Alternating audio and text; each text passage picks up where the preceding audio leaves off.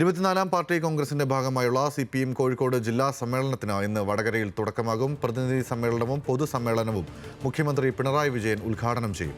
കൂടുതൽ വിവരങ്ങളുമായി കോഴിക്കോട് നിന്നും അനൽക സെയ്ദ് ചേരുന്നുണ്ട്. അനൽക, ഒരുപക്ഷെ വലിയ ചർച്ചകളൊക്കെ നടന്നിരുന്ന ഒരു ജില്ലാ കമ്മിറ്റിയാണ് കോഴിക്കോട്. ഒപ്പം തന്നെ പല വിവാദങ്ങളും ഇതിനിടയ്ക്കുണ്ടായി. മെക്സവൻ ഉൾപ്പെടെയുള്ള വിവാദങ്ങളൊക്കെ തന്നെ പാർട്ടിക്ക് ഉണ്ടായത് കോഴിക്കോട് ജില്ലാ ഘടകത്തിൽ നിന്നാണ്. അപ്പോൾ വലിയ ചർച്ചകൾക്കൊക്കെ വഴിയൊരുക്കുന്ന സമ്മേളനത്തിനാണ് തുടക്കമാകുന്നത്. എന്തൊക്കെയാണ് വിശദാംശങ്ങൾ? സെക്രട്ടറി മാറ്റത്തിന്റെ സാധ്യതകൾ എങ്ങനെയാണ്?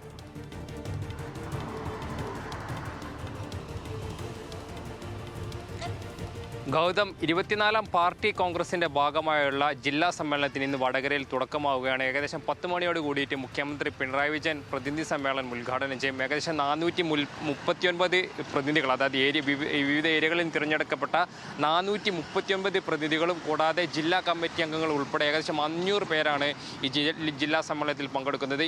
ഈ സമ്മേളനത്തിൽ ഏറ്റവും വലിയ പ്രത്യേകത എന്ന് പറയുന്നത് മുഖ്യമന്ത്രി പിണറായി വിജയൻ 3 ദിവസം ഈ സമ്മേളനത്തിൽ ഉണ്ടാവുമെന്നാണ്. കൂടാതെ CPM സംസ്ഥാന സെക്രട്ടറി MV ഗോവിന്ദനും A വിജയരാഘവനും CPM കേന്ദ്ര കമ്മിറ്റി അംഗം PK ശ്രീമതി ഉൾപ്പെടെയുള്ള CPM ഏറ്റവും പ്രധാനപ്പെട്ട നേതാക്കളും ഈ സമ്മേളനത്തിലുണ്ടാകും. കൂടാതെ സംസ്ഥാന സെക്രട്ടേറിയറ്റ് അംഗങ്ങളായ പുത്തലത്ത് ദിനേശനും PK ബിജുവും ഈ കോഴിക്കോട് ജില്ലാ സമ്മേളനത്തിൽ പങ്കെടുക്കുന്നുണ്ട്.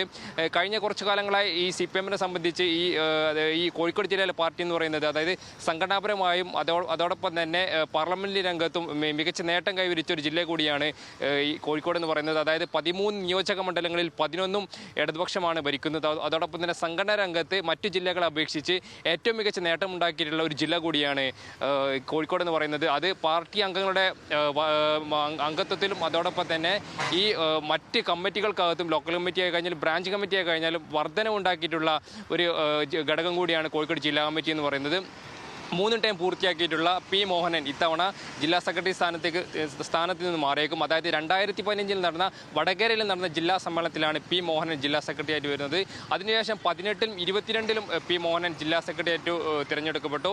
ഇത്തവണത്തെ, അതായത് ഈ വടകരയിൽ നടക്കുന്ന ജില്ലാ സമ്മേളനത്തിൽ അദ്ദേഹത്തിന് പകരമായിട്ട് ഏറ്റവും പ്രധാനമായി 3 പേരുകളാണ് പരിഗണിക്കുന്നത്. അതിൽ ആദ്യത്തെ പരിഗണന ഈ Kozhikode north MLA A Pradeep കുമാറും CPM സംസ്ഥാന കമ്മിറ്റി അംഗം കൂടിയായിട്ടുള്ള A പ്രദീപ് കുമാറിനാണ് ആദ്യ പരിഗണന എന്ന് പറയുന്നത്. അദ്ദേഹം മികച്ച പാർലമെന്റേറിയനാണ്. കൂടാതെ 2021 ശേഷം അദ്ദേഹം പൂർണ്ണമായും സംഘടനാ രംഗത്ത് കേന്ദ്രീകരിച്ചാണ്, അതായത് കോഴിക്കോട് ജില്ലയിലെ കോഴിക്കോട് ജില്ലാ സെന്റർ കേന്ദ്രീകരിച്ചാണ് അദ്ദേഹം പ്രവർത്തിക്കുന്നത്. അതുകൊണ്ട് തന്നെ ആദ്യത്തെ പരിഗണന P പ്രദീപ് കുമാറിനാണ്. കൂടാതെ രണ്ടാമത്തെ പരിഗണന എന്ന് പറയുന്നത് കൺസ്യൂമർ ഫെഡിന്റെ ചെയർമാൻ കൂടിയായിട്ടുള്ള M മെഹബൂബിനാണ് രണ്ടാം പരിഗണന. അതോടൊപ്പം തന്നെ മൂന്നാമത്തെ പേരായിട്ട് പരിഗണിക്കുന്നത് KK ദിനേശനാണ്, അതായത് KSKTUവിന്റെ സംസ്ഥാന വൈസ് പ്രസിഡന്റും ഈ മുൻ DYFI നേതാവ് കൂടിയായിട്ടുള്ള KK ദിനേശനാണ് മൂന്നാമത്തെ പരിഗണന എന്ന് പറയുന്നത്. കൂടാതെ ഇതിൽ മറ്റൊരു പേര്, അതായത് മലയോര മേഖലയിൽ നിന്നും ഒരു നേതാവ് വരികയാണെങ്കിൽ അത് CPM തിരുവമ്പാടി മുൻ ഏരിയ സെക്രട്ടറിയും CPM ജില്ലാ സെക്രട്ടറി കൂടിയായിട്ടുള്ള T വിശ്വനാഥനായിരിക്കും അത്തരമൊരു സാധ്യത. അതായത് മത്തായി ചോക്കയ്ക്ക് ശേഷം ഈ മലയോര മേഖലയിൽ നിന്ന് കോഴിക്കോട് ജില്ലയിൽ മറ്റൊരു നേതാവ് ഉണ്ടായിട്ടില്ല. അങ്ങനെയാണെങ്കിൽ T വിശ്വനാഥനായിരിക്കും ആ ഒരു ഇതിലേക്ക് പരിഗണിക്കപ്പെടുക. കൂടാതെ ജില്ലാ സമ്മേളനത്തിനകത്ത് വടകര ലോക്സഭാ മണ്ഡലത്തിലെ ശൈലജ ടീച്ചറുടെ പരാജയം, അതോടൊപ്പം തന്നെ ഇപ്പോൾ CPM കോഴിക്കോട് ജില്ലാ സമ്മേളനത്തിന് തുടക്കമാവുകയാണ്. ഇത്തവണ സെക്രട്ടറി മാറ്റം ഉണ്ടാകുമെന്നാണ് അനൽക നൽകുന്ന റിപ്പോർട്ടിൽ നിന്നും മനസ്സിലാക്കാൻ സാധിക്കുന്നത്. അനൽക സെയ്ദാണ് വിശദാംശങ്ങൾ നൽകിയത്.